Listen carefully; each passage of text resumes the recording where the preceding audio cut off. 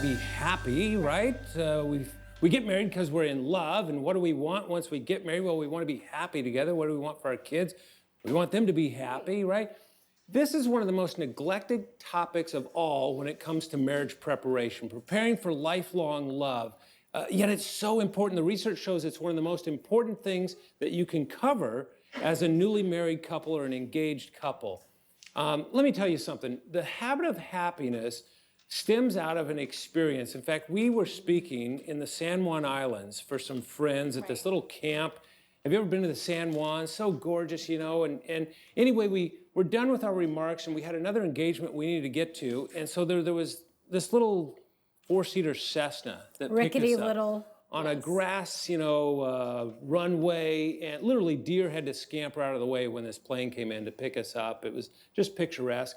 But both of us looked at each other like, oh man, do we have to get on this plane? We've had too many horror stories from tragedies that have happened. Anybody been on a four-seater Cessna? You know, anybody done it more than once? You're brave. And so anyway, we didn't have an option. We climbed into this thing, and the plane took off, and it was just breathtaking. I mean, over one side of the plane, you could see the Cascade Mountains, and on the other side were the Olympic Mountains and the sun, coming through, and down below all these white boats and the blue and the green islands and all that kind of stuff. And all our fear just kind of dissipated. Yeah. And as we were flying in to land into Seattle, I turned to the pilot, and we have these headphones on. I said through the speaker, I said, hey, what's the secret of getting a good landing? And he said, the secret is to find the right attitude in spite of atmospheric conditions. And I turned around to Leslie, who was seated behind me. I said, he meant to say altitude. And he pulled on my shirt sleeve. It was noisy in there. He said, no, I meant to say attitude. And he explained that pilots talk about the attitude of a plane, the nose in relationship to the tail and the ground. I'd never heard that before. I got out of that airplane, and I turned to Leslie and I said, find a pen. I got to write that down. Finding the right attitude in spite of atmospheric conditions. That's what the habit of happiness is all about. When we sat down and looked at our finances and realized that our student loan debt together was pretty significant, that's an area that could lead to a lot of stress and really just kind of eat away at the marriage every single day. But we have made it a choice to be above that. So I think we've realized that life, is always going to have hurdles and maybe difficult things you have to overcome. But we've realized that it's just a choice. You just have to be happy, and we've decided to do that. I got to tell you, I wish that I could package it up and give it to you as a wedding gift. I wish I could give it to everybody that gets married. It would make such a difference. It's really about the capacity to adjust to things beyond your control. How would life be different if you had the capacity to adjust to difficult things? Because every marriage, no matter how good it is, eventually bumps into bad things. Write it down. You can count on it. Every marriage, no matter how loving, eventually hits a jolt that they didn't expect, right? Whether it's in our case, it was with a little baby that, boy, took our world inside out, right? Yeah, It's and we're that not capacity. talking about living with some kind of a Pollyanna, happy-go-lucky denial about some serious jolts that you might have as a couple. But what we are talking about is the importance of that resilience in your spirit. That really is what holds your marriage. Yeah, and this can happen right into a relationship, into a marriage rather, because we've heard plenty of honeymoon stories where we've actually got email from folks going, you got to hear what happened on our about that habit. And by the way, we got the phrase, the habit of happiness, actually out of a textbook. It's one of the very first ever marriage and family textbooks. And what's funny about people like us who study, we're professors, we teach marriage and family, we have a collection of textbooks, right? Yeah, which sounds really exciting. Yeah. But there's this really the first marriage and family textbook, and it was written by this professor at Stanford University. They actually have a building named after him, which is pretty unusual. Usually it's after a donor, but this professor, boy, did he make a difference in people's lives. And in this particular textbook, it's maybe 600 pages long, there's only one single sentence that is in italics. Now, what does it mean when an author writes something in italics? Wake up, right? This is important. Pay attention. I got to make sure you get this message. And this is the only sentence he has in italics. It says, the most important quality of a marriageable person is the habit of happiness.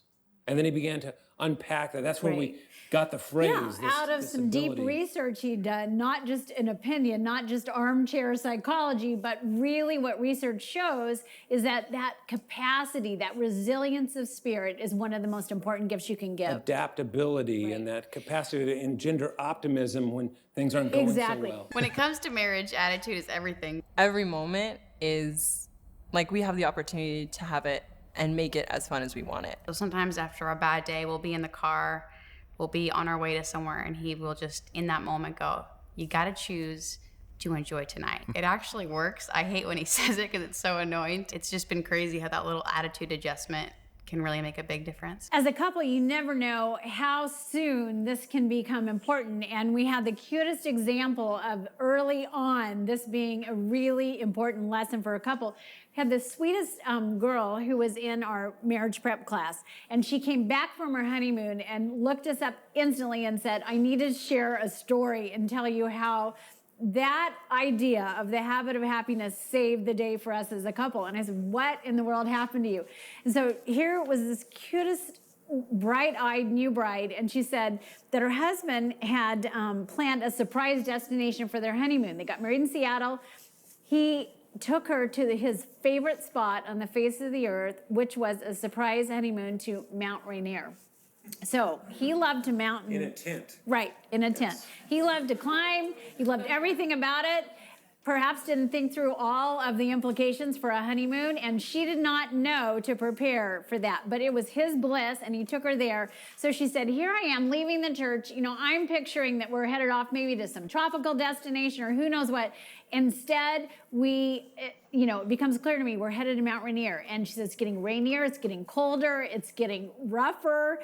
And we get up to this campsite, and she said, it's pouring, and he sets me up inside a tent, and she said it's so wet, there's condensation even inside the tent, just that damp, freezing cold, and he's trying to get a fire started, and she said, I could feel myself just deflating, everything in me. I'm disappointed, I'm stunned, it's nothing I ever pictured, not what I dreamed of, and I started to sort of fall apart and unravel, and she said it just washed over me this sense of awareness. Okay, this is my first jolt. And how I respond in this moment is going to become a part of our forever story. So she said, I didn't want to be inauthentic and pretend I loved camping and that I was thrilled with Mount Rainier. But she said, I decided to enter in. And so he came in, to the tent, sat down beside me, and she said, this is everything you love. Invite me in, tell me what you love about it. And she said he started talking and sharing all the things he dreamed it would be that didn't quite come true. And she caught that spirit, and she said, I just went with it. And in his own gentleness, he kind of came to understand this wasn't ideal. And she said the next day we packed up, went down the mountain, found another honeymoon destination, had a fabulous time. And she said, all we've done since is laugh about it. He felt supported by me. It's nothing but a great story for us. And she said, everything in me wanted to react. And instead, when I was able to be resilient and roll with that jolt, instead, he has never felt more loved and safe. And now it's just the funniest thing ever. And it actually bonded us. So she said, I felt so protected. You never know when your jolt is going to be or how serious it'll be. Could be your wedding, it could be your honeymoon, it could be, 10 years down the road, but that resilience of spirit saves the day. So if you're using the workbooks in this area, you're going to find some really practical tools to dig into your own relationship and figure out for the two of you, how do we cultivate the habit of happiness?